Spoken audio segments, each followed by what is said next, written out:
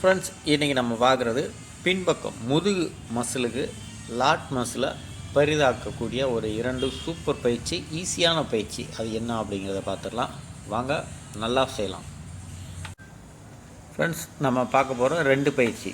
அதாவது நம்மளுடைய முதுகை நல்லா அகலமாகவும் இருக்கணும், ஸ்ட்ராங்காகவும் இருக்கணும். அதற்கான ஒரு 2 பயிற்சி தான் நம்ம இப்போ பார்க்க போகிறோம். அது என்ன பயிற்சி அப்படிங்கிறத முதல் நம்மளோட பயிற்சியோட பெயர் தெரிஞ்சுக்கலாம்.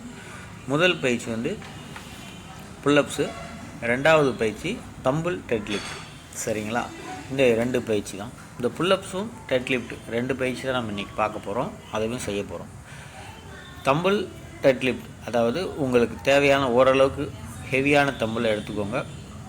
தம்பிளை வச்சுக்கிட்டு உங்களுடைய பட்டெக்ஸை கொஞ்சம் பின்பக்கமாக சாஞ்ச மாதிரி இருக்கணும். கொஞ்சம் கிராஸாக நீங்கள் பார்த்தீங்கன்னா தெரியும். அந்த மாதிரி லேசாக கிராஸாக சாஞ்சிட்டு அப்படி நீங்கள் உட்காந்து எழுந்திரிக்கலாம்.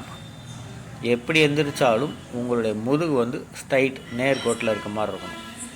சரிங்களா? வளையக்கூடாது. சிலருக்கு பார்த்திங்கன்னா பூனை மாதிரி முதுகு வளைஞ்சிருக்கும், குனிஞ்சு எந்திரிப்பாங்க. அப்படி டெட்லிஃப்ட் நீங்கள் போட்டிங்க அப்படின்னா உங்களுக்கு பேக் பெயின் கண்டிப்பாக வரும். ஸோ அந்த மாதிரி பயிற்சி நீங்கள் பண்ணாதீங்க. கரெக்டாக கீழே குனிஞ்சு எழுந்திரிக்கணும். அதற்கு அடுத்து நம்ம பார்க்குறது புல்லப்ஸு. இந்த புல்லப்ஸு பயிற்சியும் அதே போல் தான். நீங்கள் கவனமாக இருக்கணும். உங்களுடைய ஷோல்டர் லெவலோட உங்கள் கையை பார்த்தீங்கன்னா தெரியும், ஷேப்பில் இருக்கணும் உங்கள் கை. இதுதான் சரியான லெவலு. இந்த லெவலில் வச்சுக்கிட்டு அப்படியே நீங்கள் புல்லப்ஸ் பண்ணணும். கரெக்டாக அந்தளவுக்கு நீங்கள் இப்போ வீடியோவில் பார்த்தீங்கன்னா தெரியும் எந்த அளவுக்கு ஏறணும் அப்படிங்கிறது. இந்த அளவுக்கு நீங்கள் மேலே உங்களுடைய அந்த புல்லப்ஸ் பாரை பிடிச்சி நீங்கள் மேலே போனீங்கன்னா போதுமானது. அதே போல் இந்த டெட்லிஃப்ட் பயிற்சியும் கரெக்டாக நேர்கோட்டில் உங்கள் முதுகு இருக்கிற மாதிரி வச்சு பண்ணினீங்கன்னா மட்டுமே உங்களுக்கு பேக் பெயின் வராது. இந்த டெட்லிஃப்ட் போட்டோம்னா என்ன செய்யும் இந்த மாதிரி அப்படின்னு பார்த்தீங்கன்னா, உங்களுடைய கீழ் முதுகு, அதாவது லாட்டுக்கு கீழே இருக்கக்கூடிய அந்த முதுகு பகுதி எல்லாமே நல்லா ஸ்ட்ராங்காகும். கீழ் முதுகு ஸ்ட்ராங்காக இருந்தால் மட்டுமே உங்களால் லைஃப்பில் என்ன வேலையுமே செய்ய முடியும். அதனால் அந்த முதுகு தண்டுவடம் இருக்குது பார்த்தீங்கன்னா, அது ஸ்ட்ராங்காக வேணும் அப்படின்னா இந்த பயிற்சியை கண்டிப்பாக செய்யணும். இந்த பயிற்சி செஞ்சிங்கன்னா தான் சரியாக இருக்கும். முதுகு ஸ்ட்ராங்காக இருந்தால் தான் பார்ப்பதற்கு நீங்கள் நிமிர்ந்து நேராக நிற்க முடியும். சரியா? தம்பிளை தூக்கினதும் நேராக நிற்கணும், குனிஞ்சு நிற்கக்கூடாது. அதே போல் ரொம்ப பெண்டு பண்ணி சிலர் அப்படியே பேக்கில் அப்படி நல்லா அப்படி வளைஞ்சி செஸ்ட் நிமித்தி டைட் பண்ணி பண்ணுவாங்க. அந்த மாதிரி பண்ணலாம், ஆனால் ஓவராக பண்ணக்கூடாது. அதிகமாக பண்ணிங்கன்னா அப்புறம் உங்களுடைய பேக்கில் லாக் ஆகிடும். சரிங்களா? ஸோ அது பண்ணக்கூடாது. புல்லப்ஸு போடும்போதும் சரியான லெவலில் வச்சு நீங்கள் போட்டிங்கன்னா தான் கரெக்டாக உங்களால் மேலே வரைக்கும் எழுந்திரிக்க முடியும்.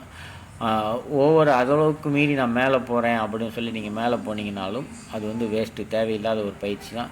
சரியான அளவு நீங்கள் எழுந்தீங்கன்னா போதும். உங்களுடைய கைகள் எந்த அளவுக்கு மேலே போகுதோ இது பார்த்திங்கன்னா அந்தளவு கரெக்டாக எல் ஷேப்பில் உங்கள் கையை நீங்கள் மடக்கி மேலே கீழே இறக்குனீங்கன்னா போதுமானது. அகலமாக நல்லா வச்சு போட்டோம்னா ரொம்ப பெருசாக வருமா அப்படின்னு பார்த்தீங்கன்னா, உங்களுடைய மசில் எந்த அளவுக்கு வளருதோ அதுக்கேற்ற மாதிரி தான் உங்கள் கைகளை நீங்கள் வைக்க முடியும். கையை நீங்கள் எவ்வளோ அகலமாக வச்சாலும் ஒரு அளவுக்கு மேலே வளராது. ஏன்னா உங்களுடைய பாடி ஸ்ட்ரக்சர் எப்படி இருக்கோ அதுக்கேற்ற மாதிரி தான் உங்களுடைய முதுகு வளரும். சரிங்களா? அதை தெரிஞ்சுக்கோங்க. அதே மாதிரி மேலே வரைக்கும் ஃபுல்லாக மேலே வரைக்கும் போய் கீழே இறங்கணுமா அப்படின்னா அந்த அளவுக்குலாம் தேவையில்லை. இந்த அளவுக்கு நீங்கள் போனீங்கனாலே போதுமானது. நன்றி நண்பர்களே. வீடியோ பிடிச்சிருக்குன்னு நினைக்கிறேன். லைக் பண்ணி ஷேர் பண்ணுங்கள்.